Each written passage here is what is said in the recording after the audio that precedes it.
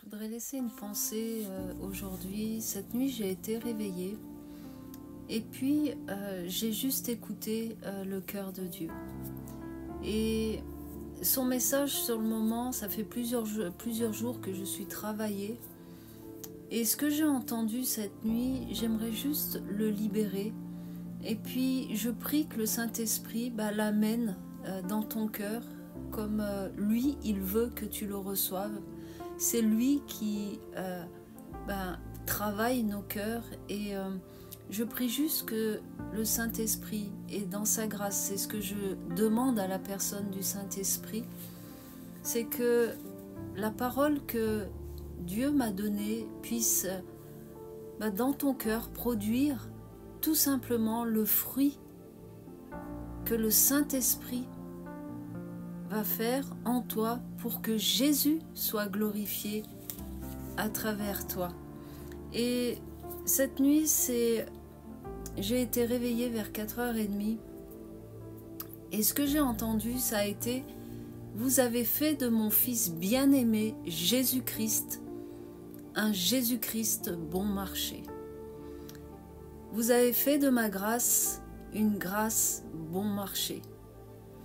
Et je suis restée avec cette introduction que j'ai entendue, cette dimension d'avoir fait du Fils de Dieu un Jésus bon marché, un Jésus qu'on brade, une grâce bon marché. Et puis, le Saint-Esprit a travaillé mon cœur et j'aimerais te partager cette dimension de ne pas brader, de ne pas amener ton cœur à ce que Jésus-Christ, le Fils du Dieu vivant, soit un Jésus bon marché. Le Père, j'aimerais que tu puisses voir et puis que dans ton cœur descende cette réalité que le Père a donné son Fils bien-aimé à ce monde, à toi, à moi, à nous. Il a donné son Fils unique. C'est-à-dire, il a donné son bien-aimé. Il a donné celui que son cœur aime. Afin que si tu crois, toi, moi, nous puissions rentrer dans cette vie éternelle et que nous soyons pas et que nous échappions à la perdition éternelle. Et j'aimerais t'interroger aujourd'hui comment tu considères Jésus-Christ. Comment tu considères cette grâce qui nous a été donnée? Est-ce que dans nos cœurs, on a fait un Jésus bon marché qui finalement tolère le péché dans nos vies? Un Jésus bon marché qui a tissé une toile d'illusion autour de notre personne, à l'image par exemple d'une vitrine qu'on va décorer, mais quand tu passes la porte du magasin, c'est vide, il n'y a rien, c'est juste une vitrine. À l'intérieur, c'est vide. Comment ce Jésus que l'on confesse, ce Jésus qu'on dit aimer, ce Jésus qu'on dit où il a tout accompli à la croix, quand on passe la porte de ton cœur, quelle est cette profondeur qui est en toi, celle qui t'amène à ce que ce Jésus-là ne soit pas un Jésus de bon marché, un Jésus bradé, c'est-à-dire un Jésus qui va tolérer ce que lui n'a jamais toléré. Là où on va finalement aimer le péché plus que Jésus, où on va faire de cette grâce une grâce bon marché, parce qu'on sait que si on se présente devant Jésus, on va dire « Oh, pardonne-moi » et puis on recommence comme un péché récurrent. Où est-ce que notre cœur est désespéré?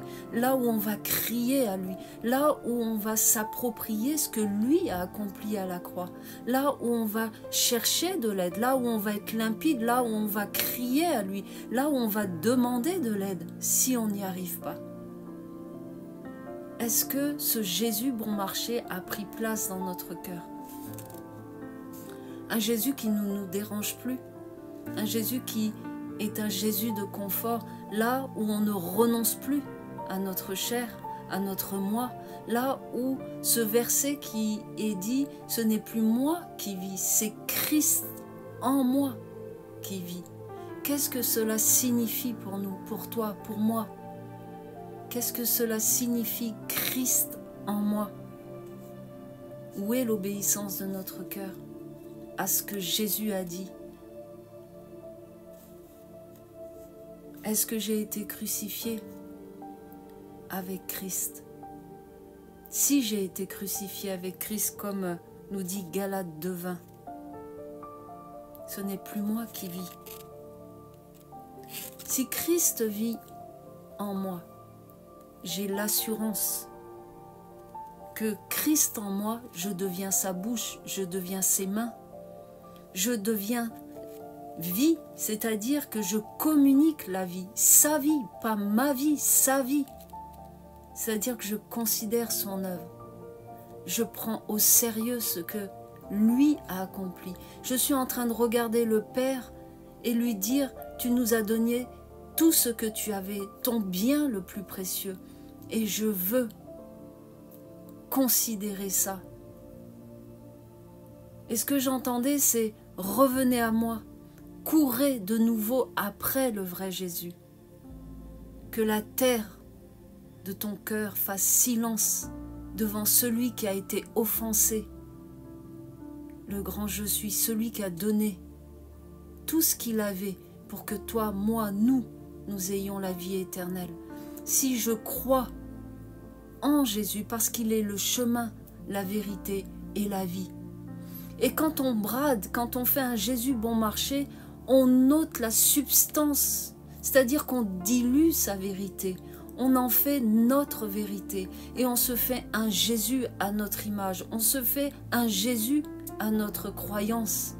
On a ôté cette vérité et on se permet de faire et d'être finalement un vase, un récipient qui ne porte pas Jésus, qui parle de Jésus mais qui ne porte pas Jésus parce que nous sommes éloignés de ce que lui il a dit, ce que lui a fait. Nous devons revenir au Jésus de la Bible. Nous devons revenir au Jésus de la Bible et laisser tous les faux Jésus.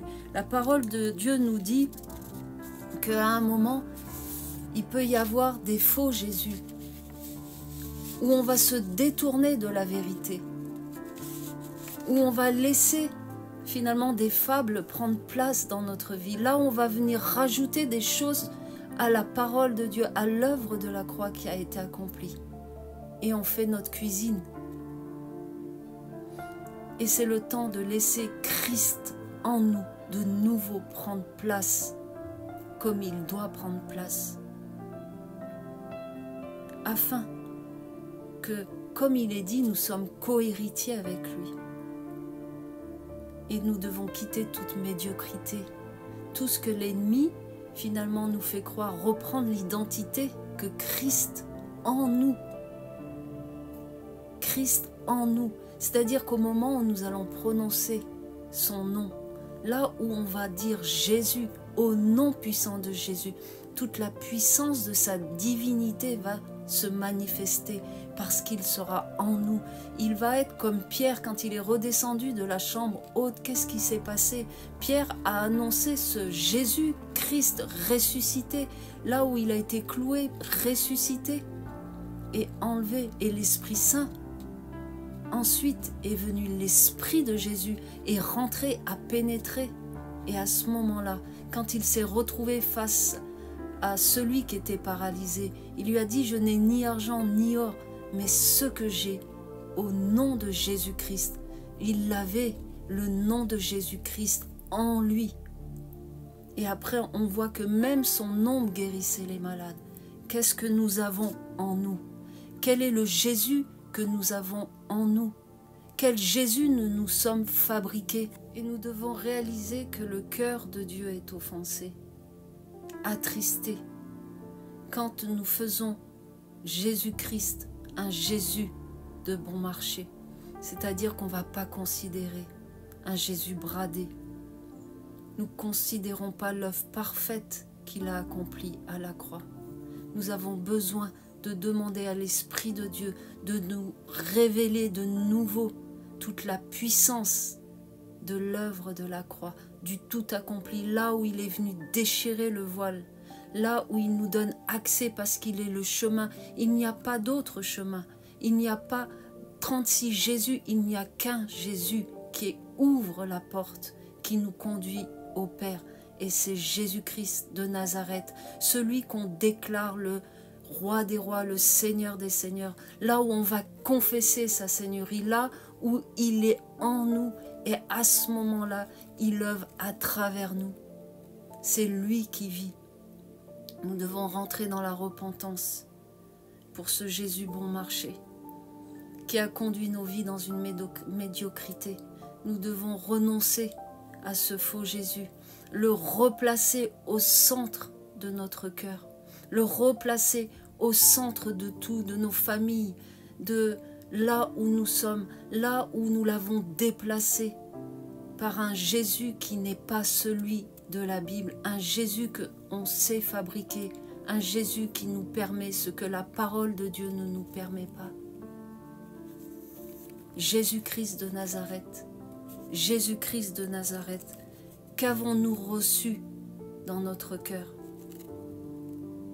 Est-ce que nous sommes prêts à rentrer dans cette repentance, à lui demander pardon, demander à pardon, de faire silence, de faire taire tous nos raisonnements, tout ce que nous rajoutons d'une manière humaine, toutes nos justifications, faire silence devant l'Éternel et reconnaître que nous avons péché devant lui. L'appeler avec sincérité. Reconnaître quand il n'est pas le Seigneur de notre vie. Reconnaître que nous avons besoin de plier le genou. Reconnaître quand nous nous servons de son nom pour des intérêts de l'homme, de l'humain, sans voir et sans avoir pour but le royaume de Dieu. Quel Jésus nous avons dans notre cœur. Et j'aimerais laisser vraiment cette vidéo et cette question. Est-ce que nous avons un Jésus bon marché? Voilà ce que j'ai entendu cette nuit dans notre cœur. Avons-nous fait de la grâce une grâce bon marché? Demandons à l'Esprit de Dieu d'envahir de nouveau nos cœurs, de circoncire nos cœurs, de nous emmener dans cette dimension de la nouvelle naissance en profondeur, telle que le Père l'a prévu. Travaillons cette dimension. Demandons pardon à Dieu d'avoir méprisé ce que lui, il a donné à travers son Fils bien-aimé, Jésus-Christ de Nazareth, là où on méprise l'œuvre de la croix, là où on piétine ce que lui a accompli, quand nous sommes aussi dans cette position d'orgueil, de penser que, qu'est-ce que pense Dieu? Demandons à Dieu. Je te laisse avec ça. Et puis je prie que le Saint-Esprit aille en profondeur dans ta vie comme il va en profondeur dans ma vie. C'est aussi pour moi que je me parle. Et je prie que le Saint-Esprit amène nos cœurs dans cette réalité. Et puis que nos cœurs soient épris de nouveau d'un amour, ce premier amour, celui que l'on doit retrouver, cet amour de ce Jésus, celui de la Bible. Celui qui a donné sa vie, il n'y en a qu'un qui a donné sa vie, pour toi, pour moi, pour nous, pour que nous puissions rentrer à la maison du Père. Aimons Jésus-Christ de Nazareth. Soyons des cœurs vrais devant lui, des cœurs vrais entre nous, des cœurs vrais pour le royaume de Dieu. Et laissons tout faux Jésus qui s'est installé en nous. Et laissons l'Esprit de Dieu aller en profondeur. Au nom puissant de Jésus, je te bénis et je prie que cette parole trouve le chemin de ton cœur. Au nom de Jésus, Amen.